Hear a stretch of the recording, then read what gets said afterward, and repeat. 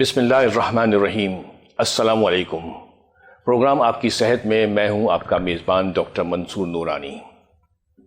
ناظرین، بڑھتی عمر کے ساتھ ساتھ یعنی بڑھاپے میں ہم انسانوں کو اکثر کئی بیماریاں لاحق ہوتی رہتی ہیں۔ مثلاً جسمانی کمزوری تو ہوتی ہی ہے، لیکن جوڑوں میں درد، بینائی کی کمزوری، قوت سماعت میں کمی، دل کا مرض، بلڈ پریشر، ہم ان امراض کا جیسے جیسے سامنا ہوتا ہے ہم اس کا علاج تو کرتے رہتے ہیں، لیکن ایک بیماری ایسی ہے جسے ڈیمنشیا کہتے ہیں، یعنی یادداشت کا کھو جانا یا کم ہو جانا یا بھولنے کی بیماری، لیکن ہم اس پر توجہ نہیں دیتے اور اسے لا علاج سمجھ کر درگزر کرتے رہتے ہیں۔ مریض خود تو بیچارہ اپنا علاج نہیں کر سکتا، لیکن اس کے رشتہ دار بھی اس پر توجہ نہیں دیتے۔ آج ہم اسی مرض کو یعنی ڈیمنشیا کو اس پروگرام میں ڈسکس کریں گے، اور ہمارے ساتھ اس مقصد سے موجود ہیں consultant neurologist professor doctor Abdul Malik صاحب۔ السلام علیکم ڈاکٹر صاحب۔ وعلیکم السلام۔ آپ کو ہم خوش آمدید کہتے ہیں اپنے پروگرام میں۔ آپ کو بہت شکریہ۔ تو آئیے ناظرین، پروگرام کا آغاز کرتے ہیں اور جانتے ہیں ڈاکٹر عبدالمالک صاحب سے کہ یہ ڈیمنشیا کس قسم کا مرض ہے۔ جی ڈاکٹر صاحب۔ دیکھیں، جیسے آپ نے اپنی ابتدائی گفتگو میں کہا کہ ڈیمنشیا ایک بھولنے کی بیماری ہے، جی جی، تو بالکل اس کا حروف عام میں جس طرح ہم جو نستعلیق اردو میں کہتے ہیں نسیان یا میموری امپیئرمنٹ، اور اس کے اندر ڈیمنشیا جو ہے وہ عام طور پہ یہ دیکھا جاتا ہے کہ وہ لوگ جو یادداشت کے حوالے سے، بھولنے کے حوالے سے اور ان کے مزاج اور اس کی تمام چیزوں کی تبدیلی کے حوالے سے جو ان کی شخصیت میں تبدیلیاں اور نما ہوتی ہیں، وہ عمومی طور پہ لیڈ کرتی ہیں یا نتیجہ نکلتا ہے کہ ڈیمنشیا کی طرف چلی جاتی ہیں۔ ڈیمنشیا ایک دیکھا جائے تو ایک بڑا امبریلا ہے، اس کے اندر بہت ساری اقسام ہیں، یعنی تقریباً 100 سے زیادہ ڈیمنشیا کی اقسام ہیں، لیکن اس میں جو سب سے زیادہ عام اور پائی جانے والی جو قسم ہے وہ الزائمر ہے، الزائمر ڈیزیز، جو اب تک کی تشخیص میں اور اب تک کے معاملات میں، لیکن ڈیمنشیا کو عام طور پہ بھولنے کی بیماری کہتے ہیں، اور اس کی بہت ساری علامات ہیں جو آگے آپ سوال کریں گے اس کے تناظر میں جواب دیتے رہیں گے، لیکن بیسیکلی ایک جملے میں کہا جائے تو اس کو بھولنے کی بیماری کہتے ہیں، یادداشت کی کمی کی بیماری کہتے ہیں۔ اچھا، یہ صرف اولڈ ایج ہی میں ہوتی ہے یا جوانوں میں بھی ہو سکتی ہے؟ یہ بہت اہم سوال ہے، کیونکہ اس پہ بہت ساری میتھس ہیں، بہت ساری توہمات ہیں کہ نہیں جو بزرگ ہو جائیں انہی کو ڈیمنشیا ہو جاتا ہے، یا یہ ڈیمنشیا صرف ڈھلتی عمر کا نام نہیں ہے۔ اچھا۔ یعنی یہ صرف اس بنیاد پہ نہیں ہوتا کہ کسی انسان کو عمر جو ہے وہ بڑھاپے میں ہو جائے، نو ڈاؤٹ اس میں بہت زیادہ، جس آدمی کی یا جس یعنی انسان کی عمر 60 سال سے اوپر چل جاتی ہے، اور آپ بھی دیکھتے ہیں ہمارے یہاں اردو میں ایک کہاوت ہے سٹیا گیا ہے، بیسیکلی جو سٹیانا ہے یہ 60 سے نکلا ہے، 60، تو بنیادی طور پہ یہ سٹیا یعنی یہ اس کے ساتھ لنک کیا گیا ہے، تو 60 سال سے عمر میں یہ علامات بھولنے کی اور شخصیت میں تبدیلی کی، رویے کی تبدیلی، اس میں بہت زیادہ چانسز ہیں، لیکن اس کا فقط تعلق عمر سے نہیں ہے، اس کی یعنی بھولنے کی بہت ساری وجوہات 60 سے کم یا کم عمری میں بھی ہو سکتی ہیں۔ جی جی۔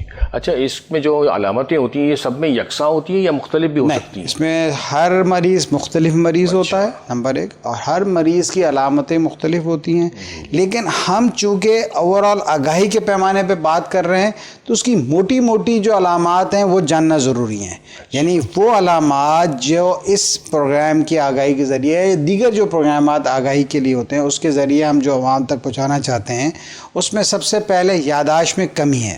عام طور پہ دیکھا گیا ہے کہ ڈیمنشیا کے مریضوں میں زیادہ تر جو علامت ہے وہ یادداشت میں کمی کا باعث ہوتی ہے، لیکن اس کے ساتھ ساتھ مزاج میں تبدیلی ہونا، رویہ جات میں تبدیلی ہونا، چیزیں جو روٹین کی ہوتی ہیں روزمرہ وہ رکھ کے بھول جانا، اچھا، اپنے روزمرہ امور زندگی کو ٹھیک انداز میں سر انجام نہ دینا، اچھا، اپنے روزمرہ زندگی کے راستے یعنی آمد و رفت کے، یعنی گھر سے مسجد جانا یا گھر سے بازار جانا یا گھر سے دفتر جانا، یہ جو اس کو پتہ ہے روٹس کیا ہیں وہ بھول جانا۔ بالکل ٹھیک ہے۔ پھر کیلکولیشن، جو نارمل کیلکولیشن ہوتی ہے، کیونکہ ہر آدمی حساب دان تو نہیں ہے، لیکن جو نارمل کیلکولیشن ہے، جو حساب کتاب کے روزمرہ کی وہ اس میں بے ترتیبی کر دینا۔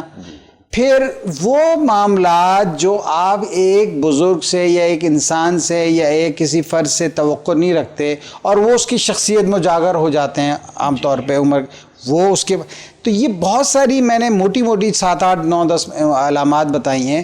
ہر مریض میں مختلف علامت ہوتی ہے، لیکن سب سے امپورٹنٹ چیز یہ ہوتی ہے کہ ہمیں اس کی بروقت اور درست تشخیص بنوانی ہوتی ہے. کیونکہ ضروری نہیں ہے کہ یہ یاداشت کی نتیجے میں ڈیمینشیا ہی ہونے جا رہا ہو. ممکن ہے کہ نمکیات کی کمی ہو، اس کی وجہ سے بندہ تھوڑا اس کے رویے میں تبدیلی ہو جائے. ممکن ہے کہ میٹابولک اور کوئی تبدیلی ہو، اس کی وجہ سے ہو جائے. ممکن ہے کہ کوئی اور بیماری انڈر لائنگ ہو، اس کی وجہ سے رویے میں تبدیلی ہو جائے. تو بعض اوقات رویے میں تبدیلی نہیں دے، فالج کی بھی ابتدائی علامات بعض اوقات، اور بعض اوقات کچھ میٹابولک نمکیات کی کمی ہو جائے، سوڈیم کا کم یا پوٹیشیم کا زیادہ یا کم ہونا، یا شوگر کا بہت زیادہ بے ترتیب. لہٰذا بروقت تشخیص ہونا ماہر امراض دماغ و اعصاب سے یہ ضروری ہے. لیکن جو میں نے اپنی گفتگو میں آپ سے پہلے کہا کہ مختلف علامات ہوتی ہیں، ہر مریض ڈفرینٹ مریض ہوتا ہے، ہر مریض کی علامات ڈفرینٹ ہوتی ہیں. کامن علامات میں نے آپ کے سامنے بیان کر دی ہیں، اور اس کی جو فیملی کے ممبرز ہیں یا وہ خود ہے وہ اس کو سامنے رکھتے ہوئے اس کے حوالے سے متعلقہ نیورولوجسٹ سے رابطہ کریں. اچھا، یہ گریجولی بڑھتی جاتی ہیں یا ایک دم سے ظاہر ہوتی ہیں؟ دیکھیں مختلف، میں پھر اس کی مختلف ٹائپس ہیں. ہر ڈیمینشیا دیکھیں کچھ ہوتی ہیں جو بہت پروگریسو ہوتی ہیں، اس کے ساتھ اور بھی بیماری ہو جاتی ہیں اس کے نتیجے میں مثال کے طور پہ پارکنسنس کے اندر جس کو راشا کہتے ہیں، اس کے اندر بعض اوقات ڈیمینشیا یہ ہوتا ہے تو وہ بہت پروگریسو ہوتی ہے، اس میں بہت تیزی سے یاداشت کا مسئلہ ہوتا ہے. لیکن اگر پیور ڈیمینشیا کی بات کریں ہمارے ہاں سوسائٹی کے اندر، جس طرح فالج بہت عام ہے، تو فالج کے بعد پوسٹ فالج کی بات یہ آؤٹ کم کے طور پہ بعض اوقات نسیان کا مسئلہ، یاداشت کا مسئلہ، پوسٹ اسٹروک ڈیمینشیا جسے کہتے ہیں، یا بعد از فالج یاداشت کا مسئلہ کہتے ہیں، یہ ہوتا ہے. لیکن ہمارے ہاں بہت بڑی کوئی تعداد نہیں ہے جن کو الزائمر ڈیزیز کی طرف ہو جائے، لیکن no doubt it is under diagnose and not timely diagnose disease ہے. اچھا، یہ برین میں کوئی چینجز آتے ہیں جیسا اولڈ ایج میں جو ڈیمینشیا ہوتا ہے، خاص کر وہ اس میں برین کے ٹیشوز میں کہیں نہ کہیں کوئی جی بالکل مطلب بلیک فارمیشن ہوتی ہے؟ دیکھیں بالکل یہ بہت سارے برین کے اندر چینجز ہوتے ہیں، اور اس کی جو تشخیص ہے اگر ڈیمینشیا ہی کی بات کر رہا ہوں تو ظاہر سے آتا ہے بعض اوقات دماغ کے اندر اس طرح کی چینجز آ جاتی ہیں کہ وہ حصے دماغ کے جو یاداشت کے، دیکھیں برین کے تو بہت سارے فنکشنز ہیں نا، کچھ چیزیں جس طرح میں ہاتھ ہلا رہا ہوں، کچھ چیزیں جب ہم چلتے ہیں، کچھ چیزیں لیکن برین کا وہ حصہ جو میموری کو اسٹور، اس کے اندر چینجز آنے شروع ہو جاتے ہیں. اس کے نتیجے میں تبدیلی ہوتی ہے. وہ ہم ایم آر آئی جسے کہتے ہیں، دماغ کا بڑا ایکس رے کو کہتے ہیں، جس کو حرف عام میں ایم آر آئی بھی کہتے ہیں، دماغ کا بڑا ایکس رے بھی کہتے ہیں، میگنیٹک ریزوننس امیجنگ بھی کہتے ہیں، جس نام سے بھی اس کو پہچانا جائے. اس کے نتیجے میں اور مختلف بلڈ ٹیسٹ کے نتیجے میں جس میں ٹریٹیبل کاز کو عموماً رول آؤٹ کیا جاتا ہے، وہ کروا کے ہم اس کی تشخیص بناتے ہیں. لیکن یہ بہرحال کلینکل ڈائگنوسس ہوتا ہے، کیونکہ ڈیفینیٹیو جیسے میں نے آپ سے کہا کہ ڈیمینشیا کے اندر جو سب سے کامنسٹ فارم ہے وہ ہے الزائمر کا. اب اس کو تو برین بایوپسی ہمارے ہاں اس طرح سے تشخیص نہیں ہوتی، تو ہم کلینکل سائن اینڈ سمٹم پر، کچھ ٹیسٹنگ پر، کچھ اس کے تمام علامات اور اس پر ہم اس پہ تشخیص کی طرف کرتے ہیں. ڈیفینیٹیو کے حوالے سے نہیں، پروبیبل الزائمر بہرحال کلینکلی اور مختلف ٹیسٹوں کی مدد سے کیا جا سکتی تشخیص. اچھا، یہ پروٹین کی کمی سے بھی ہو سکتی ہے یا وٹامنس کی کمی سے بھی؟ بہت عام سوال ہے. دیکھیں ہمارے ہاں آپ کو پتہ ہے کہ بیلنس ڈائٹ کا بہرحال فقدان ہے. یہ تو آگے سوال بھی بنتا ہے کہ کون سی غذا کھانی چاہیے، لیکن وہ تو بعد میں اس میں لیکن اس کے اندر عموماً وائٹامن B12 جو ہوتا ہے اس کی کمی کے نتیجے میں عام، یہ دیکھیں ٹریٹیبل کاز ہے، یہ ڈیمینشیا کی طرف نہیں جائے گا، لیکن وہ مریض جو ہے وہ پریزنٹ اس طرح کرے گا کہ اس کو یاداشت کا مسئلہ ہے، اس کی شخصیت میں تبدیلی ہو رہی ہے. عام طور پر وائٹامن B12 کی جو کمی ہوتی ہے وہ اس طرح کی علامات لے کر آتا ہے. عام طور پہ وائٹامن D3 کی جو کمی ہوتی ہے وہ اس لیے ہم عام طور پر یہی ہر انسان کو، اور خاص طور پہ وہ جو تھوڑے سے عمر میں بڑھتے چلے جاتے ہیں، ان کو یہی تجویز کرتے ہیں کہ balance diet and more on fruits vegetables اور تمام چیزوں کی طرف رہیں، تاکہ اس کے نتیجے میں وہ کمی ان کے جسم میں واقع نہ ہو اور اس کے نتیجے میں کوئی بیماری یا کوئی یادہ یا اس کا مسئلہ نہ اجاگر ہو. یہ ٹریٹیبل کاز میں آتا ہے. لیکن جو ڈیمینشیا ہوتا ہے وہ تو اٹس سیلف ایجنگ، یعنی جس کو ہم نسیان کہہ لیں یا بڑھتی عمر کہہ لیں، وہ ایجنگ پرابلم ہوتا ہے. وہ تو اس کو تو قرآن نے بھی کہا ہے کہ ہم نے کئی لوگوں کی جو عمریں ہیں وہ یعنی بڑھا کے ان کی عمریں واپس یعنی بچپن میں لے آتے ہیں. یہ تو قرآن نے بچہ بن جاتا ہے. تو یہ قرآن نے بھی اس کی طرف کہا ہے. تو کہنے کا مقصد یہ ہے کہ یہ بنیادی طور پر یہ تو نہ پلٹنے والی یعنی پروگریسو ڈیزیز ہے، اس سے بچنا مشکل ہے. لیکن احتیاط آپ اس میں جب سوال کریں گے تو اس میں پھر میں آگے اس پہ تو اس میں یہ مردوں میں یا عورتوں میں کوئی ڈفرینشیٹ ہے کہ کسی میں زیادہ ہوتی ہے؟ جی خواتین کی عمر عام طور پر دیکھنے میں آیا ہے کہ اوسطاً زیادہ ہوتی ہے مردوں کے مقابلے. ظاہر سے بات ہے جن میں عمر زیادہ ہوگی اس میں چانسز زیادہ ہوں گے. ٹھیک ہے. تو لہذا اس ڈیمینشیا کے مردوں کے مقابلے میں بھولنے کا عنصر عورتوں میں زیادہ ہے. اچھا، یہ ایک سوال تو یہ الگ سے بنتا ہے کہ مردوں کی عمر کیوں کم ہوتی ہے، کیوں جلدی مر جاتے ہیں، عورتیں کیوں زیادہ؟ جب زیادہ ہوتی ہے تو جلدی ہی مر جائیں گے. نہیں مطلب یہ تو حضرت تفنن کہہ رہا ہوں. مرد اپنی احتیاط نہیں کرتا، سگریٹ پیتا ہے یا ہارٹ کا پرابلم اس کو. دیکھیں life style is very important. Number 1 dietary changes بہت زیادہ ہے. پھر جینیٹک بہت سارے فیکٹرز ہوتے ہیں. بہت کوئی 2+2 اس کا آنسر تو نہیں ہے، لیکن آپ کے سوال کا یہ آنسر تو ہے کہ خواتین میں اس بیماری کا تناسب مردوں کے مقابلے میں زیادہ ہے. اچھا، تنہائی بھی ایک وجہ ہے یہ بہت. اب آپ اس کو براڈر اسپیکٹرم میں سوال کریں تو دیکھیں یہ بہت اہم سوال ہے، اور میں آپ کے توسط سے یعنی تمام بزرگان اور اپنے معاشرے کے اس طبقے کو دیکھیں. Socialization is very very important. یعنی ملن ساری گفتگو جو ہمارے ہاں پہلے ایک بہت امپورٹنٹ سوسائٹی کا کمپوننٹ ہوتا تھا کہ بزرگ جا کر یا کسی مطلب بیٹھک ہو، دائرہ ہو، کوئی چوپال ہو، کوئی، یہ تو ہمارے گاؤں دیہات رورل، اور یہ جو ہم بہت زیادہ اس موبائل اور اس ٹیکنالوجی اورینٹڈ اس کے نتیجے انسانوں سے ملنا، سوشلائز کرنا، گفتگو شنید کرنا، لوگوں کے ساتھ تبادلہ خیال، یہ ڈیمینشیا اور اس طرح کی بیماریوں کو کم از کم دور بھگاتا ہے. ڈیلے کرتی ہے، ڈیلے بھی کرتے، دور بھی بھگاتا ہے. جتنا آپ مینٹلی اینڈ سوشلی ایکٹیو ہوں گے اتنے آپ کی قریب بیماری کم سے کم آئے گی. اچھا، سوشلی تو سمجھ میں آیا، لیکن مینٹلی تو اس میں بھی بیزی رہتا ہے، موبائل میں بھی آدمی. دیکھیں بالکل آپ کی بات صحیح ہے، لیکن آپ مینٹلی موبائل ہو گیا یا فرض کریں کتاب بینی ہو گئی کوئی، یعنی جتنا آپ اپنے آپ کو سوشلائز کریں گے اور جتنا آپ مینٹلی ایکٹیو کریں گے یو ول بی، یعنی پرابلم تو کسی کو بھی ہو سکتا ہے لیکن اس کے چانسز تناسب میں تحقیق سے یہ ثابت ہوتا ہے کم ہے. اچھا، ان کی علامتوں میں اینزائٹی بھی ہو سکتی ہے، ایجیٹیشن بھی ہو سکتا ہے. دیکھیں یہ علامتوں میں نہیں ہے، یہ آگے جب ڈیزیز میں نے ابتدائی علامات تو آپ کو شروع میں بتا دیا تھا.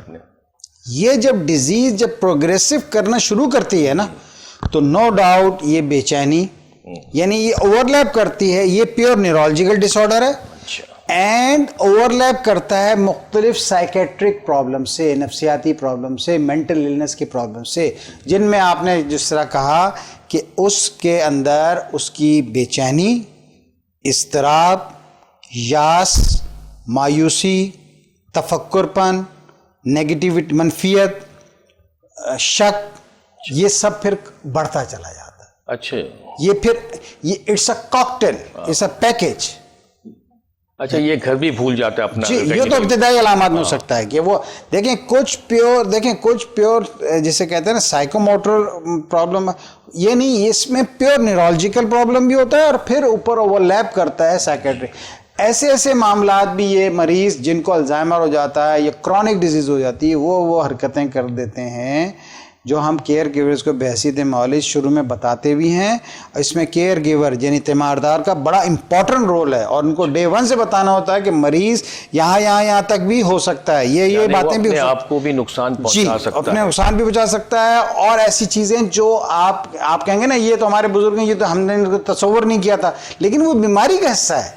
وہ شخص کوئی خود سے نہیں, وہ بیمار یعنی he or she is not normal, that's why he or she is doing, even he or she is not able to recognize, وہ اپنے بیٹے کو اپنی بیٹی کو نہیں پہچان سکتا, یعنی جس کو اس نے جنا ہے, جس نے اس کو بھی نہیں پہچان سکتا. بڑی بات, باقی چیزیں تو دور رکھی رہیں. تو اتنی یاداشت کا, پہچان کا اور ریکال کا. لیکن اس کے اندر سب سے امپورٹنٹ چیز جو ہے جسے کہتے ہیں میمورائز کرنا, پھر جیسے کمپیوٹر میں ہے نا ایک ہارڈ ڈسک سافٹ ڈسک, تو بیسیکلی اسی طرح انسان تو پرانی یاداشتیں تو شاید یاد رہیں لیکن تازہ ان کی خراب ہو جاتی ہیں.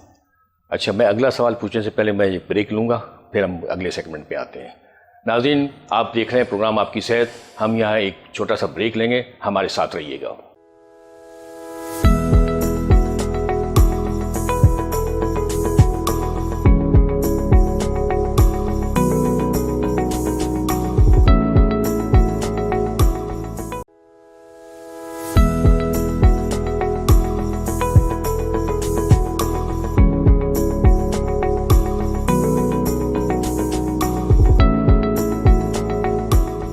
ویلکم بیک ناظرین. بریک پر جانے سے پہلے ہم ڈیمینشیا پر گفتگو کر رہے تھے اپنے ڈاکٹر عبد المالک صاحب سے. ہمارا اگلا سوال ہے کہ ڈیمینشیا کی کتنی قسمیں ہوتی ہیں, کوئی میڈیکلی کوئی کلاسیفائڈ ڈویژن ہے یا نہیں؟ جی ڈاکٹر صاحب. جی, میں نے جس سے اپنی گفتگو کے شروع میں بتایا کہ 100 سے زائد اقسام ہیں ڈیمینشیا کی. 100 سے زیادہ؟ ہاں ٹھیک ہے. جس طرح میں نے جو سب سے زیادہ نسیان کو کامن کر دیتا ہے وہ بیماری کہلاتی الزائمر ڈیزیز, جی, جو ڈیمینشیا کی ایک قسم ہے. اور اس کے اندر اگر مزید ہم اس کی طرف جائیں تو ایک جین ہوتی ہے APOE, جی, الفا یعنی پروٹین, اس کے میں صحیح مخفف نہیں, APOE, جی جی, وہ جینس کی عموماً کمی ہو جاتی ہے, وہ چیز غائب ہو جاتی ہے, وہ چیز اس کے نتیجے میں الزائمر کی طرف. تو جینیٹیکلی تو یہ ہوتا ہے. اور اس کی میں نے جس طرح آپ سے گزارش کی کہ جس طرح فالج ہوتا ہے تو اس میں بھی پوسٹ اسٹروک ڈیمینشیا ہو جاتا ہے. پارکنسنز ہوتا ہے, اس کے اندر بھی ڈیمینشیا کی پرابلم ہوتا ہے. ایون جو ہمارے ڈیمائلیٹنگ ڈفرینٹ ڈیزیز, اس کے اندر بھی یاداشت کا تو نیورولوجیکلی تو بہت ساری جو ڈیزیزز ہیں جس کو نیورو ڈی جنریٹو ڈیزیزز کہتے ہیں, یا دوسرے لفظوں میں دماغ آہستہ آہستہ بھربھرا پن یا اس کی ڈکلائن ہو جانا شروع ہوتا ہے سیلز کا, اس میں پھر یہ سب بیماریاں آپس میں یعنی یاداشت کو لازمی طور پر متاثر کرتی ہیں. اچھا, ایک تو جنرلی ہم نے کہہ دیا ڈیمینشیا, سینائل ڈیمینشیا جو بھی ہے, لیکن الزائمر میں اور اس میں کیا اسپیشل فرق ہوتا ہے؟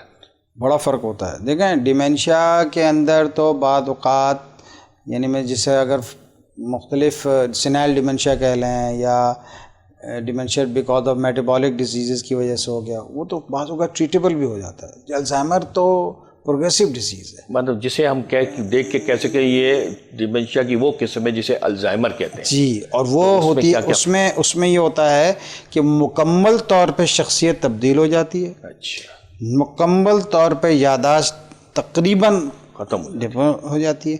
مکمل طور پر وہ تمام امور زندگی جو وہ سر انجام دیتا رہا ہے یا دیتی رہی ہیں وہ 180 ڈگری ڈفرینٹ ہو جاتے ہیں. کھانے پینے, سونے جاگنے, ریکال, اپنے پیاروں کو پہچاننا, بالکل اپنے آپ کو اپنی صفائی ستھرائی کا خیال رکھنا جو سیلف ہائیجین کہتے ہیں, جی, ایون کپڑے بدلنا, یعنی ان کو یہ بھی نہیں اتنا ہوش ہوتا جب لیڈز بہت زیادہ کر جاتی بیماری کہ بھائی کپڑے بھی پہننے نہیں پہننے. اچھا, یہ حالات ہو جاتے ہیں. یعنی باتھ رومنگ, ہاں باتھ روم میں صفائی بھی نہیں ہوگی, ہاں وہ کہیں پہ بھی. اچھا, یہ سارے مسائل پیدا ہو, بہت سارے ایسے مسائل پیدا ہو جاتے ہیں. تو ہمارے لوگ اس پر توجہ کیوں نہیں دیتے؟ مطلب اس کا علاج کیوں نہیں کرواتے؟ اس میں جو سب سے امپورٹنٹ چیز تو معاشرے میں آگاہی کا مسئلہ ہے. دماغی امراض کے حوالے سے معاشرے میں آگاہی جو ہے بہت بنیادی کردار ہے. پاکستان تقریباً 22 کروڑ انسانوں کا ملک ہے. یہاں پر 200-250 کے قریب دماغی امراض کے جس کو نیورولوجسٹ کہتے ہیں ڈاکٹر ہیں. تقریباً 10 لاکھ انسانوں پر ایک نیورولوجسٹ ہے. یہ تو ایک اوور آل آبادی کا تناسب سے. پھر دوسرے دیکھا جائے کہ جو زیادہ تر 80% جو نیورولوجسٹ ہیں وہ میجر سٹیز میں، کراچی میں، لاہور میں، راولپنڈی، اسلام آباد میں، پشاور میں، چھوٹے شہروں دیہاتوں میں نہیں. تو آپ کے توسط سے ہم تو یہ بات بھی کہنا چاہیں گے جب تک آپ ڈسٹرکٹ دیکھیں، دماغ اور دل تو دونوں امپورٹنٹ آرگن ہیں نا. جب ہر ڈسٹرکٹ ہاسپٹل کے اندر ایک عدد کارڈیالوجسٹ ہونا ضروری ہے، دل کا ماہر ہونا ڈاکٹر ضروری ہے، تو ایک نیورولوجسٹ ہونا کیوں نہیں ضروری ہے جناب؟ اس پہ توجہ کم ہے. یعنی اس قوم کا یا تو دماغ نہیں ہے یا ان کے حکام کا دماغ نہیں ہے. بھائی آپ دل کے امراض کے ڈاکٹر تو ہر جگہ رکھ رہے ہیں اور بہت امپورٹنٹ ہے، ہم اس کو انکار نہیں کرتے، لیکن اتنا ہی اہم دماغ کا ڈاکٹر ہونا، اتنا ہی اہم کریکلم میں اس چیز کی چیزیں میڈیکیشن میں ہونا ہے، اتنا ہی اہم training and development of the doctors کی اس میں پارٹ اینڈ پارسل ہونا mandatory. Pakistan medical commission PMC یا جس کو PMDC کہتے ہیں اس کی طرف سے ہونا ضروری. تو آپ جو سوال کر رہے ہیں کہ ایک تو لوگوں کو اویلیبلٹی اور آسان اویلیبلٹی ڈاکٹرز کے، ماہر ڈاکٹرز کا ہونا ضروری ہے، اس پہ حکومت کی توجہ ہونا ضروری ہے.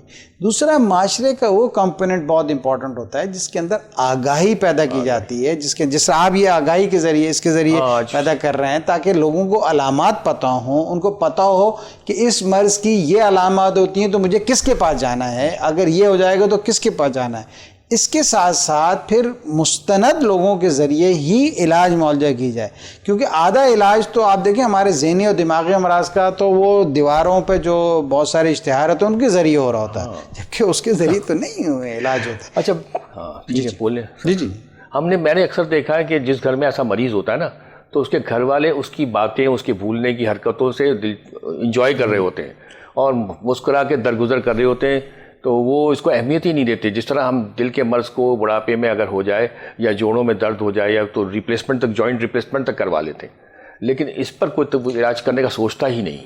اچھا بالکل ایسا ہی ہے جیسا آپ نے فرمایا، لیکن اس کے دو ایکسپیکٹ ہیں. ایک تو یہ ہے کہ جب اس کی ٹھیک تشخیص لوگوں کو وہ ایڈمٹ نہیں کرتے کہ یہ کیسے ہو گیا، جی یہ تو نہیں ہوتا، یہ تو بالکل ٹھیک تھے، یہ تو اتنا بڑا بزنس چلاتے تھے، یا یہ تو اس طرح کرتی تھیں، یہ تو ایسے نہیں تھیں. تو یہ پہلے تو اس کو پراپرلی سمجھنا ہوگا کہ یہ ہو سکتا ہے، ایک بات. دوسری بات یہ ہے کہ اس بیماری کا خاص طور پہ نسیان یا الزائمر یا ڈیمینشیا کے جو پروگریسو ہو جاتی ہے، اس بیماری میں مریض سے زیادہ سب سے اہم خاندانی افراد اور امیڈیٹ کیئر گیور کا رول ہے. اس لیے دنیا بھر میں صرف نیورولوجسٹ کی بنیاد پر، معالج کی بنیاد پر علاج نہیں ممکن. وہ ریہیبلیٹیشن کے لوگوں کو انوالو کرتے ہیں، وہ بزرگوں کے لیے تمام وہ سوشلائزیشن اور تمام وہ سارے عوامل کرنے کی کوشش کرتے ہیں جس کے نتیجے میں علاج معالجہ بہتر ہو، اور فیملی کے کیئر گیور کی ٹریننگ کرتے ہیں کہ آپ کو یہ چیزیں پتہ ہونی چاہیے، اس طرح اس مریض کو ہینڈل کرنا ہے، اس مریض طرح اس کو دوائیں، اس کی غذا، اس کا نشست و برخ، اس پہ خیال رکھنا ہے. چڑھائی اترائی، باتھ روم، باتھنگ، ہر چیز کے حوالے سے موڈیلٹیز کو چینج کرنے کے حوالے سے تربیت دی جاتی ہے جس کو ریہیبلیٹیشن کہتے ہیں. اور بزرگوں کو جس کو جیاٹرک ریہیبلیٹیشن کہتے ہیں وہ بہت ہی امپورٹنٹ کمپوننٹ ہے سوسائٹی کا، وہ بہت ہی امپورٹنٹ چیز ہے. لیکن سم ہاؤ ہمارے ہاں اس کی نہ صرف کمی ہے بلکہ اس کے حوالے سے توجہ بھی نہیں ہے کہ اس طرح سے لوگوں کی تربیت اور ان کی ایڈوکیسی کی جائے. اچھا، یہ ماڈرن دنیا کو دیکھتے ہوئے ہمارے یہاں بھی لوگوں نے اولڈ ایج سینٹر بنا دیے بزرگوں کے لیے، اور ہمارے اچھی فیملیز والے بھی جو ہے نا اپنے ماں باپ کو وہاں شفٹ کر دیتے ہیں، تو ان کو وہاں تنہائی سے یہ مرض اور نہیں بڑھ جاتا؟ دیکھیں، جس چیز کا میرا دین حکم دیتا ہے ہمیں اسی پہ عمل کرنا چاہیے بحیثیت مسلمان، اور وہ ہے ماں باپ بزرگ ہو جائیں تو ان کی خدمت، ان کا احترام اور ان کی حتی الامکان نگہداشت. جس طرح سے جب ہم چھوٹے تھے تو ہمارے ماں باپ نے ہمارے لیے کیا، بالکل ٹھیک ہے. یہ ایک بنیادی پریکٹیکل چیز ہے. اگر ہم اپنے معاشرے گو کہ اب بھی اتنے بڑے پیمانے پہ اس چیز پہ اڈاپٹ نہیں، لیکن ہمیں معاشرے میں وہی چیز رائج کرنی چاہیے جو ایک صحت مند اسلامی معاشرے کی بنیاد ہو سکتا ہے، اور اس کے لیے ہمیں یہ قطعاً ویسٹ کی وہ اولڈ ایج ہوم اور اتنا یہ تو اور بیماری کو فلیئر اپ کر دیتا ہے. اور پھر کاسٹ یعنی اخراجات، ہم کوئی امیر کبیر معاشرے سے تعلق نہیں رکھتے، ہم تو ایک اوسط درجے کی آمدنی رکھنے والے ممالک میں سے ترقی پذیر ہیں یعنی تو ہمیں تو ان تمام پریکٹیکل سولوشن کو دیکھنا چاہیے جس کا ہمارا دین بھی حکم دیتا ہے، اور جس کے نتیجے میں کم سے کم کاسٹ پہ بہتر سے بہتر نگہداشت اپنے بزرگوں کی جا سکتی ہے. ان کو اولڈ ایج ہومز میں ڈال دینے سے نہ تو آپ کا رب راضی ہوگا نہ وہ مریض صحیح ہوگا. صحیح کہہ رہے ہیں. اچھا، اس کا علاج ممکن ہے ہمارے ایلوپیتھک میڈیکیشن میں؟ دیکھیں، اس کی علامات کو کنٹرول کیا جا سکتا ہے، کنٹرول کیا جا سکتا ہے. اس کی زیرو یعنی جیسے بخار ہو گیا تو وہ ختم نہیں، پیناڈول نہیں، ایسا نہیں. یہ پروگریسو ڈیزیز ہے، نیورو ڈی جنریٹو ڈیزیز ہے، تو لہذا ایسا تو نہیں ہے کہ بالکل ہی کیور ہو جائے گی. لیکن دوائیوں کے ذریعے دیکھیں اس کے 3 کمپوننٹ سمجھ لیں آپ. ایک ہے سب سے پہلے جنرل میئرز. جنرل میئرز میں اس کی خوراک، اس کے لباس، اس کا کھانا پینا، اس کا یعنی چلنا پھرنا، اس کے روزمرہ امور زندگی کے حوالے سے. دوسرا کمپوننٹ ہے میڈیکیشن، جس کو ٹریٹمنٹ وائز کہتے ہیں، جو ادویات ہیں. ہمارے ملک میں تمام ادویات جو دنیا بھر میں اویلیبل یہاں پہ اویلیبل، تو اس کے حساب سے ماہر امراض دماغ و اعصاب کے ذریعے ہمیں چاہیے کہ اس کا علاج کریں. تیسرا کمپوننٹ ہے ریہیبلیٹیٹیو میئرز، یعنی بحالی اعصاب میئر. اس کے اندر لازمی طور پر ہمیں اس بات کا خیال رکھنا چاہیے کہ مریض کی ریہیبلیٹیشن کس طرح کی جائے تاکہ وہ کم از کم ممکن حد تک فزیکلی ایکٹیو رہے. اچھا، ہلدی کا کوئی اس میں فیکٹر ہے؟ لوگ کہتے ہیں دودھ میں ہلدی ملا کر پلایا جائے تو یہ نروس جو ہے بہتر ہوتی ہیں. نروس کا تو نہیں پتہ، پلانے سے میں منع نہیں کر رہا. نہیں، اس سے ویسے کوئی رزلٹ میرے میں نہیں، کیونکہ لوگ کہتے ہیں ہلدی والا دودھ پلایا جائے تو ایسے مرض. ہم تو یہ اب تک سنا ہے کہ نیم گرم دودھ زخم لگ جائے تو ہلدی میں ڈالنا تو صحیح ہو جاتا ہے، ہلدی زخم میں لگانا صحیح ہو جاتا ہے. تو وہ تو ٹوٹکا ہے نا. تو یہ آج ہمارے ناظرین کو یہ پتہ چل گیا ہے کہ اس کا علاج یا اس کو اس میں افاقہ ممکن ہے اگر فوری طور پہ. بالکل بالکل بالکل، بہت زیادہ دوائیں. اچھا، اس کے بچاؤ کی تدبیریں، جیسا مجھے ابھی نہیں ہوا، میری ایج 67 ہو چکی، خدا نہ خاص سے آگے جا کے ہوگا تو میں ابھی سے کیا احتیاط کروں؟ دیکھیں، بیماری کے بارے میں تو نہ مجھے پتا نہ آپ کو پتا کس کو کون سی بیماری اور کب آ جائے، نہ زندگی کا نہ ہوا، یہ تو ہمارا ایک. لیکن دیکھیں، میں نے جس سے اپنی گفتگو کے ابتدائی حصے میں بھی بات آپ سے گزارش کی کہ ہمیں ایک صحت مند اور فزیکلی ایکٹیو زندگی گزارنے کا ہر حوالے سے حکم ہے، یعنی دنیاوی اعتبار سے بھی اور دینی اعتبار سے بھی. یعنی ہمیں ایک سوشلائزیشن، ملن ساری، فزیکلی مینٹلی ایکٹیو، لوگوں سے ملنا، بات چیت، سادہ غذا کا استعمال، زیادہ مرغن ساری چیزوں کا استعمال نہ ہو، تاکہ ایک اعتدال پر مبنی میانہ روی کے ساتھ صحت مند فزیکلی ایکٹیویٹی زندگی کے ذریعے آپ میکسیمم بیماریوں سے بچ سکتے ہیں.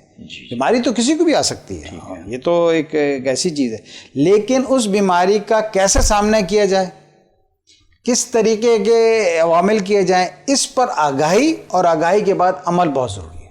ٹھیک ہے، تو میں یہ پوچھ رہا تھا، اس میں آپ نے ایک تو مجھے MRI ٹیسٹ کا بتایا، جی، اگر خاص ڈیمینشیا میں ہمیں تشخیص کرنی ہے تو، اور بھی کوئی ٹیسٹ ہیں اس کے؟ دیکھیں، ڈیمینشیا کے حوالے سے دیکھیں پیور یہ ٹیسٹ تو نہیں ہے کہ یہ ٹیسٹ کر لیں گے تو ہم بتا دیں گے اس کو ڈیمینشیا ہو گیا، نہیں. ویسے تو آپ نے ہم بیسیکلی ٹیسٹ اس لیے کراتے ہیں کہ اس کے نتیجے میں وہ ٹریٹیبل کاز جس کی کمی کے نتیجے میں بعض اوقات یاداشت کا پرابلم ہو سکتا ہے وہ تو درست ہو جائیں.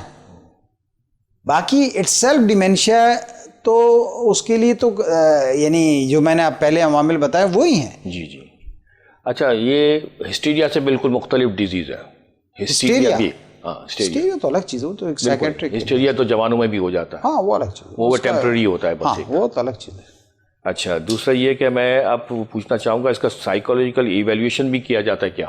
جی، آپ کے پاس پیشنٹ آتے ہوں گے تو آپ اس کو سائیکولوجیکلی بھی ٹریٹ کرنے کے لیے کوئی سوچتے ہوں گے؟ دیکھیں، ہمارے پاس میں نے کہا نا کہ جب ڈیمینشیا پروگریس کر رہا ہوتا ہے آگے تو it's just not the part of the neurologist. اس کے ساتھ ساتھ بعض اوقات عوامل میں آپ کو ماہر امراض نفسیات جس کو سائیکیٹرسٹ کہتے ہیں ان کی مدد بھی چاہیے ہوتی ہے. اس کے اندر کلینکل سائیکالوجسٹ جس کو سائیکالوجی کہتے ہیں، یعنی ان کی اگر ڈپریشن ہو رہا ہے، بہت زیادہ بے چینی ہو رہی ہے، بہت زیادہ فرسٹریشن ہو رہی ہے، نیگیٹیوٹی ہے، تو اس کی کاؤنسلنگ سیشن، اس کی پوری تمام ٹولز وہ تھرو کلینکل سائیکالوجسٹ کرایا جاتا ہے. اسی طرح مطلب اگر ڈائٹ کی کوئی ایشوز ہیں تو ڈائٹیشن، بعض ڈفرینٹ اسپیشلٹی کی ڈفرینٹ چیزیں، یہ پھر ایک پورا ایک کوہیسو طور پر اس کا ٹریٹمنٹ، اس کی تمام چیزیں کی جاتی ہیں. تو آج ہمارے ناظرین کو آپ یہ کیا مشورہ دیں گے الزائمر اور ڈیمنشیا کے حوالے سے کہ کیا کرنا چاہیے ان کو امیجیٹلی؟ ابھی ہمارے کئی گھروں میں ایسے لوگ ہیں، خود میرے یہاں بھی ایسے ہیں جو بھولنے کی سٹارٹ کر دیا ہے انہوں نے، تو اب میں ان کو کیسے روکوں؟ دیکھیں، اس بات میں اگر وہ علامات جو ہم نے بیان کیے ہیں جو یادداشت کی کمی اور اس کے حوالے سے جاتے ہیں، تو اگر ابتدائی علامات شروع ہو گئی ہیں تو فوری طور پر ماہر امراض دماغ و اعصاب سے ان کا معائنہ کرائیے. جو ٹریٹیبل کاز ہے اس کو دیکھا جائے، اور اگر ٹریٹیبل کاز نہیں ہے تو اس مریض کو بھی اور اس کے کیئر گیور کو سمجھایا جائے کہ یہ چیزوں کا آپ نے خیال رکھنا ہے، ان چیزوں کو کرنا ہے، اور اگر دوائیوں کی جتنی مقدار کی ضرورت ہے اس کے حساب سے کرنا ہے، اگر موڈ سوئنگس کے حوالے سے تو اس کے حوالے سے کرنا ہے، اگر نیند کے مسائل ہیں تو اس کے حوالے سے کرنا ہے. تمام شخصیت کے امور کو سامنے رکھتے ہوئے جو تبدیلی الزائمر یا ڈیمنشیا کے مریض میں آ سکتی ہے اس کو دیکھنا ہوتا ہے. لہٰذا ہر مریض ڈفرینٹ مریض ہے، لیکن اس کی تشخیص، اس کے علاج، اس کی بہتر نگہداشت کے لیے فوری طور پر دماغ کے ڈاکٹر کو دکھانا ضروری ہوتا ہے. اچھا، ہم نے اخباروں میں بھی دیکھا ہے، ٹی وی پر بھی دیکھا ہے کہ اکثر لوگ ایسے مریضوں کو کمرے میں بند کر کے رکھ دیتے ہیں یا ان کو زنجیروں میں جکڑ دیتے ہیں کہ وہ کہیں باہر چلے جائیں گے تو کھو جائیں گے، پھٹک جائیں گے. کہنے کو وہ یہ اس وجہ سے کرتے ہیں کیونکہ وہ خود بھی کہیں جاب کر رہے ہوتے ہیں تو وہ پوری دیکھ بھال نہیں کر سکتے، نہ انہیں پاگل خانے میں لے جا سکتے ہیں. لیکن وہ پاگل تو نہیں ہوتے، لیکن وہ اور باقی زنجیروں میں جکڑنا تو بہت ہی بنیادی انسانی اس کے ہی خلاف ہے. لیکن دیکھیں، میں نے آپ سے عرض کیا کہ ادویات کے ڈاکٹر کے بتائی ہوئی ہدایت کے مطابق درست استعمال سے ایسے عوامل کو جو شخصیت کو بالکل ہی خراب کر دیں خاصی حد تک کنٹرول کیا جا سکتا ہے. ڈاکٹر صاحب، ہم اگلا ٹاپک ہے ہمارا پارکنسن ڈیزیز، تو وہ میں ایک بریک لے رہا ہوں، بریک کے بعد پھر آپ سے پوچھتا ہوں، ٹھیک ہے؟ ناظرین، آپ نے اب ڈیمنشیا اور الزائمر ڈیزیز پر گفتگو سن لی. ہمارا اگلا سیگمنٹ ہوگا پارکنسن ڈیزیز پر. ہم لیکن یہاں ایک چھوٹا سا بریک لے رہے ہیں، ہمارے ساتھ رہیے گا. وی will be right back.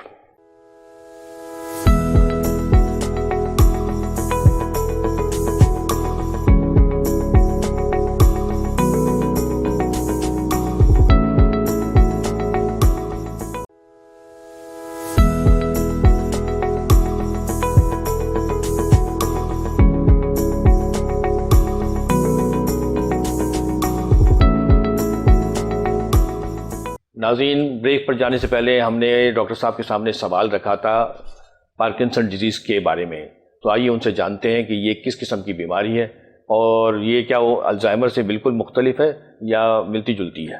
G doctor صاحب. بہت شکریہ. دیکھیں، جو پارکنسنس کی بیماری ہے اس کو اردو میں راشا کہتے ہیں. جی جی. اچھا، تمام راشا یا راشے کی بیماری کہتے ہیں عام طور پہ، لیکن تمام راشا پارکنسن نہیں ہوتے، لیکن تمام پارکنسن میں راشا ضرور ہوتا ہے. راشا ہاتھ کے کام.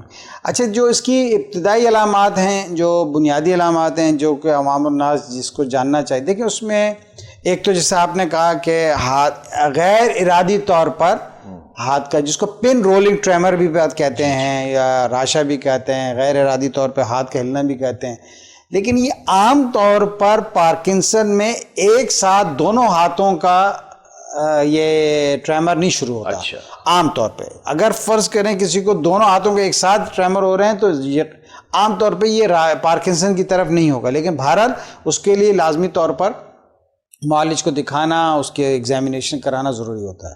ایک علامت تو یہ ٹریمرز ہو گئے جس کو راشا کہتے ہیں. دوسرا سلونیس، بریڈیکائنیزیا. جس کو کہتے ہیں سلونیس، جو روز مرہ امور اس میں، یعنی وہ شارٹ سٹیپیج ہو جائے گا، چھوٹے قدم لینے شروع کر دے گا، چہرے کی ساخت ماسک فیس ہو جائے گا، یعنی چہرے میں وہ ایکسپریشن لیس، کتابی چہرہ، جس کو کتابی چہرہ جی جی جی. تو عام طور پہ یہ جو ٹرائیڈ کہتے ہیں، جس کے اندر کتابی چہرہ آپ کہہ لیں، ایکسپریشن لیس کہہ لیں، ماسک فیس کہہ لیں، چہرے کی ساخت، اور پھر تھوڑا سا سلونیس ہو جائے گی، اس میں آہستگی آ جائے گی، وہ تمام کام جو نارملی وہ ڈفرینٹ سٹائل میں کرتا تھا، بولنے میں بھی تھوڑا، بولنے میں بھی سلونیس آ جائے گی، سلرنگ آف اسپیچ آ جائے گی، تھوڑا سا لکنت کہہ لیں، یا سیاستدان کو یہ مرض لاحق ہے، وہ بڑے فیمس ہے ماشاءاللہ. تو اس لیے یہ کامن بیماریاں. محمد علی کلے جو ہیں ان کو بھی پارکنسن ہی تھا، جو باکسنگ میں بڑا نام ہے ان کا، اور انہوں نے بھرپور زندگی گزاری. لیکن کہنے کا مقصد یہ ہے کہ راشا کی بیماری عام طور پہ ہاتھ کا ہلنا، جس میں ماسک فیس یا ایکسپریشنل فیس، سلونیس، شارٹ سٹیپیج، تھوڑا سا پوسچر بھی سٹوپ ہو جاتا ہے، تھوڑا اس میں ٹلٹ آ جاتا ہے، یعنی ایک جو آدمی نارمل چلتا ہے وہ نہیں، بلکہ تھوڑا سا اس میں تھوڑی سی ایک طرح سے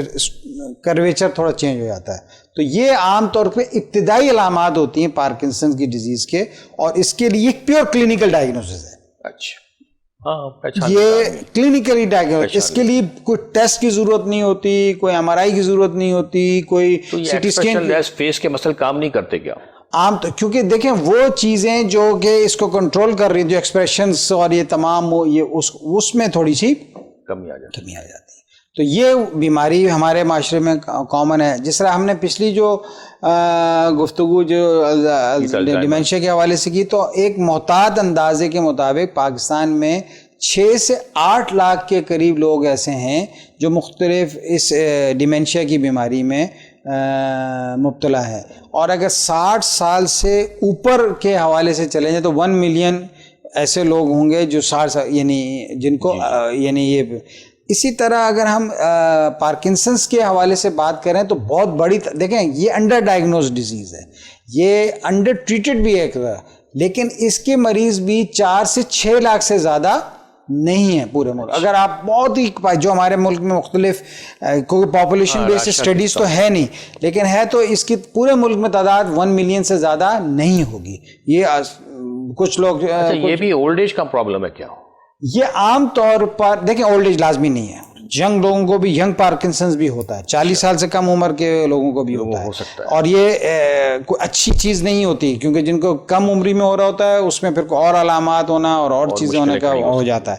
لیکن عام طور پر نو ڈاؤٹ کہ یہ بڑھتی عمر میں ہوتا ہے، اور اس کے اندر بھی علاج معالجے کے حوالے سے، دیگر چیزوں کے حوالے سے سہولیات میسر ہیں. اگر بر وقت تشخیص ہو جائے، درست تشخیص ہو جائے، بر وقت ڈاکٹر کی ہدایت کے مطابق ادویات کا استعمال شروع ہو جائے، تو ایک صحت مند زندگی گزاری جا سکتی ہے.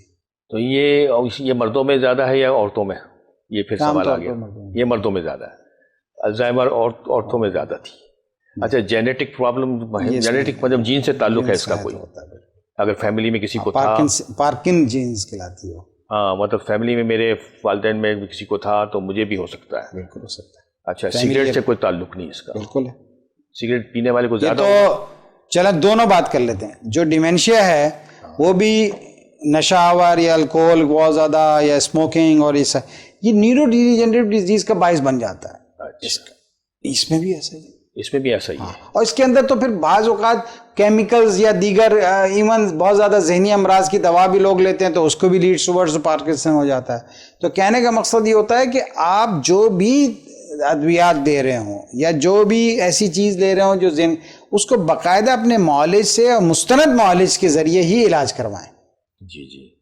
اچھا، اب وہ جو آپ نے بتا رہے تھے کہ ڈائٹ سب سے بڑی اہم ہے، اور بالکل جو الزائمر میں بھی اس کو اور کلیریفائی کر دیں کہ اس کے علاج میں اور اس کے علاج میں کیا کیا ضروری ہے. بالکل. دیکھیں الزائمر کے اندر ہم کو، دیکھیں ویسے تو آپ جتنی بھی بیماری ہے نا، شوگر، بلڈ پریشر، کولیسٹرول، یہ سب، اس میں سب میں ہم یہی، آپ بھی جانتے کہ سادہ غذا استعمال کریں. لیکن ہم الزائمر کے حوالے سے بالخصوص بات کریں، دیکھیں یاداشت کا معاملہ ہے تو عموماً ایسی چیزیں ہیں جس میں وائٹامن ڈی زیادہ ہو. مثال کے طور پہ دودھ ہے، دہی ہے، مکھن ہے، مچھی ہے, سورج کی روشنی ہے, نٹس وغیرہ, یہ تاکہ لیکن اعتدال کے ساتھ. یہ کہیں نہیں کہا گیا کہ اسی کو آپ بس شروع ہو جائیں.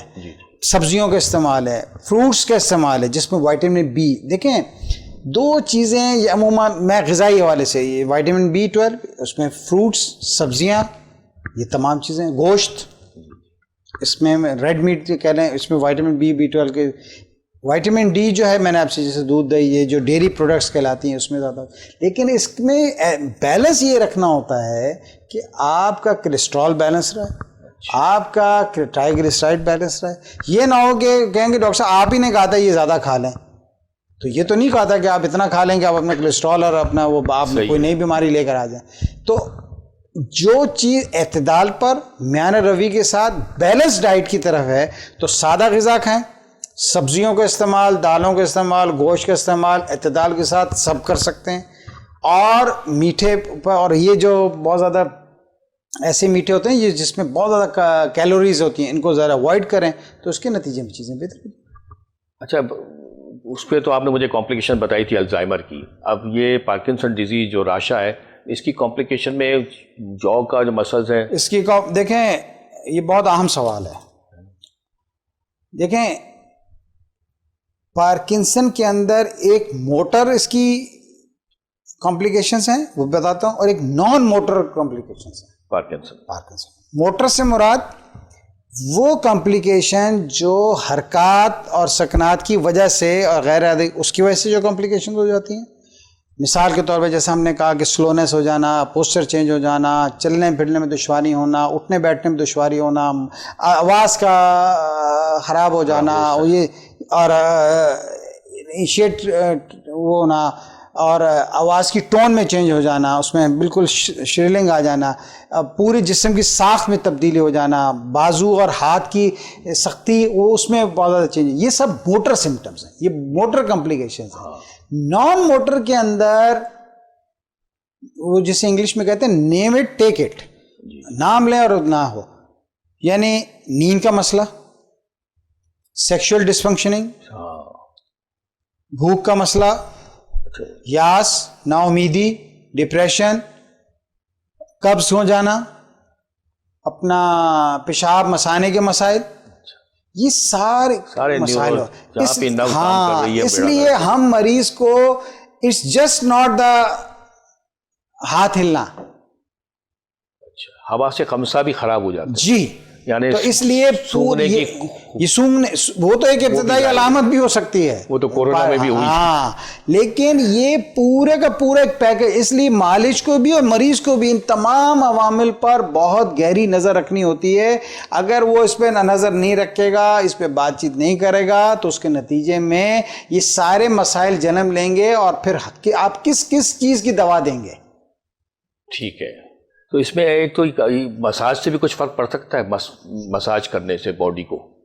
دیکھیں فزیوتھراپی اگر آپ کے جوڑ پٹھے, دیکھیں میں نے خود اردو میں اس کو ترتیب دی ہے. پارکنسنس کے اندر ایک سر سے لے کے پاؤں تک ایک ایک چیز کی ورزش کے حوالے سے, کیونکہ اس میں بہت سارے جوڑ, بہت سارے مسائل جنم لیتے ہیں. تو میں انشاءاللہ آپ کو بھیج بھی دوں گا کہ کون یعنی لپس کی, گردن کی, سب کی, ہاں, بیک ٹرنک ریجن کی, ٹانگوں کی, ہر چیز, ایون وائس کی ورزش, کیونکہ اس میں وائس ریزوننس بہت چینج ہو جاتی ہے. تو اس کو کیسے کرنا ہے, ہم عام طور پہ مریضوں کو یہ کہتے ہیں کہ بھائی آپ اسپیچ تھراپی افورڈ نہیں کر سکتے, کوئی بات نہیں, آپ نورانی قاعدہ لیجئے. Very good. پہلا صفحہ چھوڑیے, دوسرے وضع میں بولیے اور باواز بلند بولیے. آپ کی یہ بار بار بولیں گے تو الفاظ کی پریکٹس ہوگی. تو کہنے کا مقصد یہ ہے کہ اس کے اندر ری ایبلیٹیشن کا تو بہت ہی امپورٹنٹ ہے. ایکٹیو رہنے کے لیے اس کو پیٹ تھراپی بھی کی جاتی ہے, بالکل, جانور پالنے والے, بلی, کتا وغیرہ, تاکہ اس میں وہ بزی رہے. چلے وہ بھی صحیح ہے, یہ بھی شاید تھا اس میں بنی لاگو. بالکل. شکریہ ڈاکٹر صاحب, پروگرام کا وقت ختم ہو رہا ہے, تو میں اب اجازت دیتا ہوں ناظرین سے. ناظرین, آپ دیکھ رہے تھے ہمارا آج کا پروگرام ڈیمنشیا اور الزائمر پر, لیکن ہم نے اس میں ساتھ ساتھ پارکنسن ڈیزیز یعنی راشا کو بھی ڈسکس کر لیا. اب ہمارے پروگرام کا وقت ختم ہوا چاہتا ہے. ہم اپنے مہمان ڈاکٹر عبد المالک صاحب کا شکریہ ادا کرتے ہیں کہ انہوں نے اپنی مصروفیات کے باوجود ہمارے لیے وقت نکالا اور ہم سے اپنی مفید معلومات شیئر کی۔ اپنے میزبان ڈاکٹر منصور نورانی کو اب اجازت دیجیے، آئندہ ہفتے پھر حاضر ہوں گے کسی نئے موضوع اور کسی نئے مرض کے ساتھ۔ تب تک کے لیے فی امان اللہ۔